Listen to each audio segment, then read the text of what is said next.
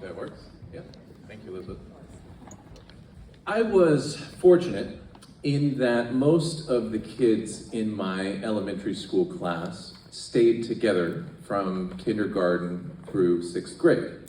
And, at the end of that 7 years, most of the families and the kids had really close relationships.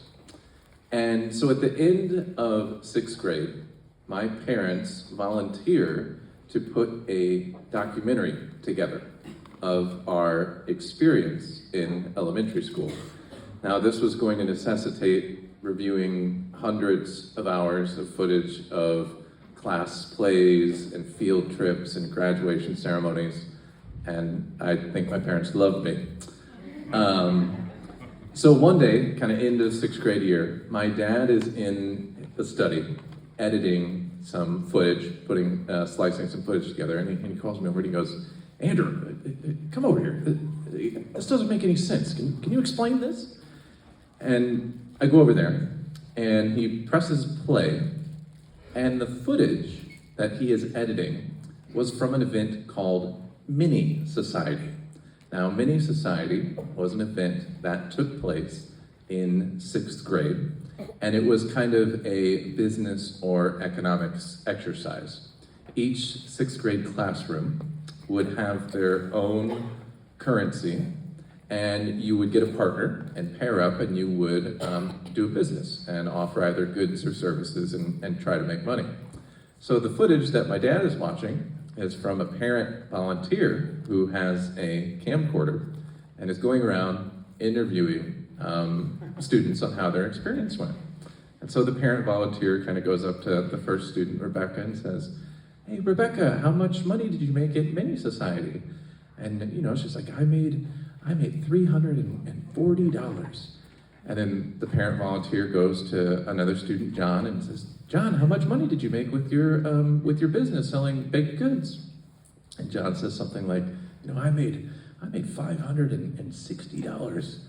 And then the parent volunteer goes over to my best friend, Bryce, and myself, and the parent volunteer goes, "Bryce and Andrew, how much money did you make on your business?" And my friend Bryce squares off to the camera, looks straight in the lens, and says, "We made $16,762. My dad goes, "Andrew, how the hell did you make $16,000 at Mini Society? Everybody else made a couple $100. We're talking tens of thousands of dollars." And in my dad's telling of this story, he says that my response, when he asked me that question, "How did you make this much money?" that what I told him is, I said, "Dad, well, we made it the old-fashioned way. We printed it." So, taking a step back, the first thing that Bryce and I had to decide to do was, what sort of business were we going to run?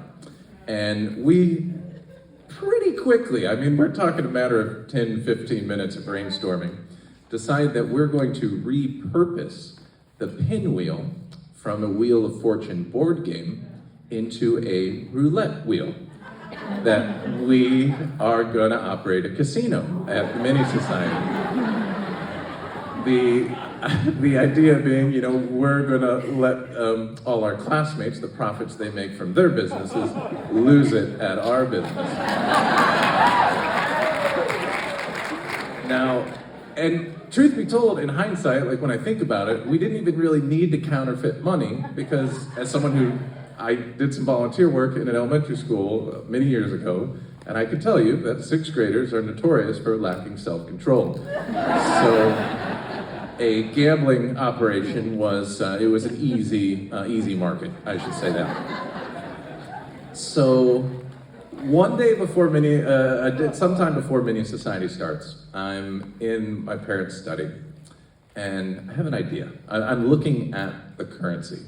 It's this kind of rectangular piece of paper, yellow, and they had one of the students that were artistically inclined do a design on one side of the currency. So I'm taking a look at this, kind of just studying it, and then I get an idea. And so I call Bryce and I say, "Hey Bryce, what are you doing right now?" He's, "Nothing."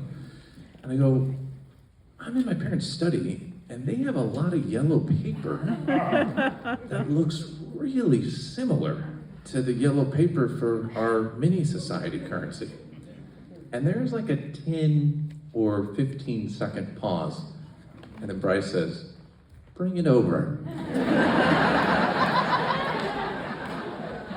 Now, I don't know if you guys have, you have every once in a while in your life those friendships that are just like there's that immediate attraction and you can communicate without verbalizing stuff. Just with intonation or facial expressions, you know exactly what each other is thinking. And Bryce and I had that kind of a relationship. And in fact, the law has a term for the type of relationship Bryce and I had. And that term is conspiracy. So, no less than like 10 minutes after getting to Bryce's house, we have a very systematic organization and we were printing out massive amounts of money. I remember his mom came by and was like, "Hey, what are you guys up to?" And I think we told her like, "Oh, we're just doing homework." And she was like, "Oh, you boys are so adorable." So the first day of Mini Society, the first thing that you had to do was pay a business registration fee or like license fee to the teacher. And the idea was, if you're out in the real world doing a business, that's a part of the process. But Bryce and I had made a serious error. We had intermixed in our desk all our counterfeit bills with the small amount of legitimate bills that everybody started the exercise with. So the counterfeit bills far exceeded the legitimate bills by, again, tens of thousands of dollars. And again, we didn't get it perfect. Ours was off yellow. You didn't need the Secret Service to be like, "That ain't right." And so I'm kind of making small talk with the teacher, furtively trying to find a legitimate bill, and I can't find one. And Bryce just has the courage, he just grabs a fake bill and hands it over. And there's a minute where Bryce and I are looking at each other out of the corner of the eye, this is it, man, are we gonna be caught? And the teacher just says, "Thank you," and puts a check mark by our names and says, "Good luck to you guys," and goes on. So that gave us some confidence. We're all right, wow, that was easier than I thought it was gonna be. But we were still pretty cautious and while most of Mini Society was going on, we were pretty conservative in our purchases. If you've seen the movie Goodfellas, you know that if you come into a big score, you don't get too flashy. And you can attract a lot of attention that way. So we kind of bid our time. But the last hour of Mini Society rolls around and we decide, well, it's now or never. We put in all this hard work, we might as well have it pay off. And so Bryce, with his earnings, and we split up the pile, and we didn't even attempt to try to get an even split, because we had, what's that phrase? We had more money than you can spend in a million lifetimes. So we didn't need to do a specific accounting.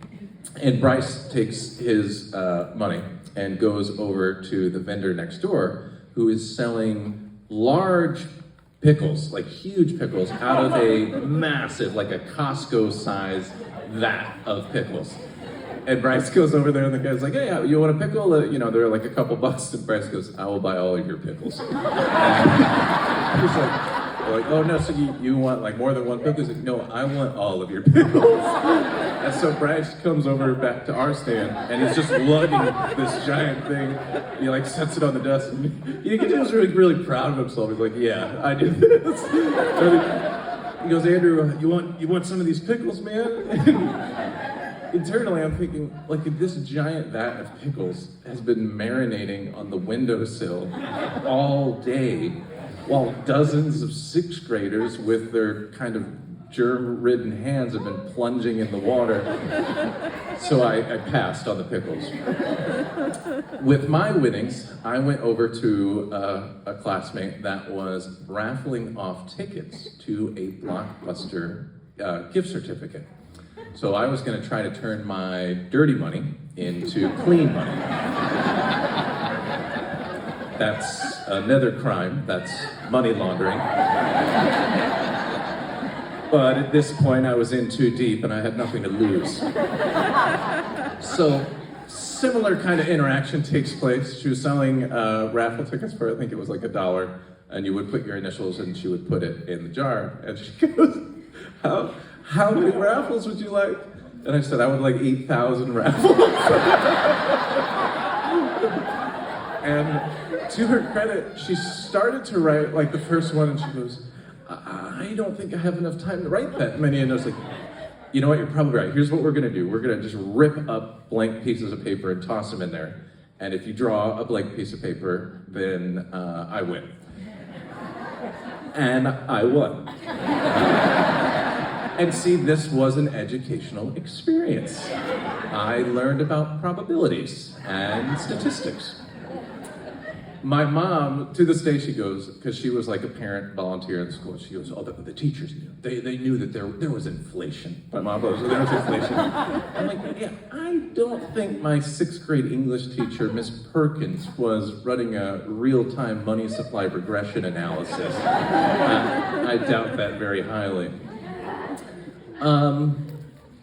In conclusion, one of the ironies of this story is that I would grow up to be a criminal defense attorney. And because I invited several county prosecutors and several county judges to this event tonight, I feel compelled to make several representations. First, the statute of limitations for counterfeit bills is 5 years. This story took place in Missouri, and again, counterfeit money is a non-extraditable offense. And most importantly, I was not Mirandized before I began this story. So no charges would hold up in a court of law. Thank you.